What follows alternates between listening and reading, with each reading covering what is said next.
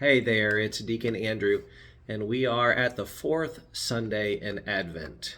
In our worship this morning, we lit all four candles of our Advent wreath, and we are anticipating finishing our Advent journey on Christmas Eve, which is Saturday this year.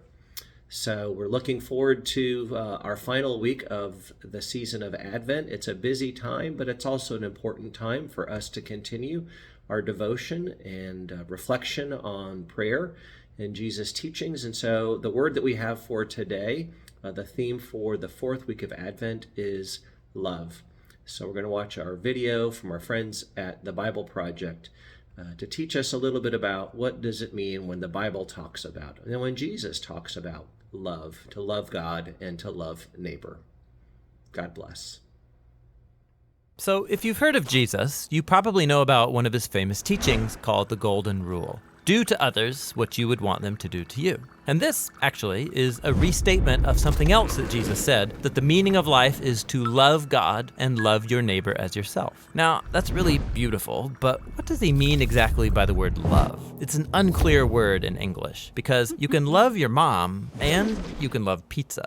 And if the word love means the same thing in both of those cases, your mom's gonna feel real bad. So what did Jesus mean in his language? Well, first of all, this love your neighbor phrase is a quotation from the Hebrew scriptures, where the word for love is ahava. However, the language Jesus spoke and taught in from day to day, it was a cousin language of Hebrew, that is Aramaic, in which the word for love is rachma. But then, as Jesus' followers spread his teachings around the world, they translated them into Greek, using the word agape. But here's what's fascinating. The earliest followers of Jesus, who wrote the books of the New Testament in Greek, they didn't learn the meaning of agape by looking it up in ancient dictionaries. Rather, they looked to the teachings of Jesus and the story of his life to redefine their very concept of love. So one time, Jesus was asked about the most important command in the Jewish scriptures. And he first quoted from the ancient prayer in the Torah called the Shema. Love the Lord your God with all of your heart. So love for God is the most important thing. But then Jesus quickly followed up by saying another command from the Torah was also the most important, to love your neighbor as yourself. So which is the most important, loving God or loving your neighbor? Jesus' answer is yes. To ask the question means you don't get his point. For Jesus, they are two sides of the same coin. Your love for God will be expressed by your love for people, and vice versa, they're inseparable. And so this makes it clear that for Jesus, agape love is not primarily a feeling for someone else that happens to you, like our phrase, I fell in love. For Jesus, love is action. It's a choice that you make to seek the well-being of people other than yourself.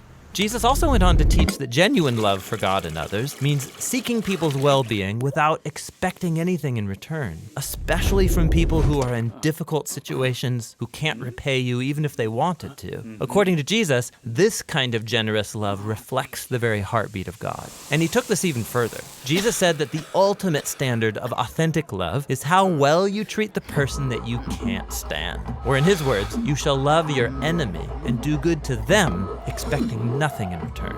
For Jesus, this kind of enemy-embracing love imitates the very character of God himself. Now, we wouldn't be talking about Jesus still today if he had only said things like love your enemy. This is how he actually lived. Jesus was constantly helping and serving the people around him in very practical and tangible ways. And he consistently moved towards poor and hurting people who couldn't benefit him in return. He showed love for the forgotten ones, the people who usually fall through the cracks. And when Jesus eventually marched into Jerusalem, he made himself an enemy of the leaders of his people by accusing them of hypocrisy and corruption. But then instead of attacking his enemies to overthrow them, he allowed them to kill him. Jesus died for the selfishness and corruption of his enemies because he loved them. After Easter morning, Jesus and then his followers claimed that it was the power of God's love for the world that was revealed in Jesus' life, death, and resurrection. As the Apostle Paul put it, God demonstrated his own agape for us in this: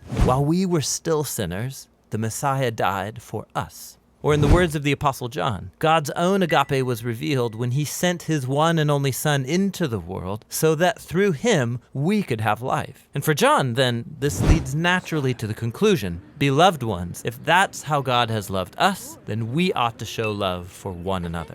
So, Christian faith involves trusting that at the center of the universe is a being overflowing with love for his world, which means that the purpose of human existence is to receive this love that has come to us in Jesus and then to give it back out to others, creating an ecosystem of others-focused, self-giving love. And that's the New Testament meaning of agape love.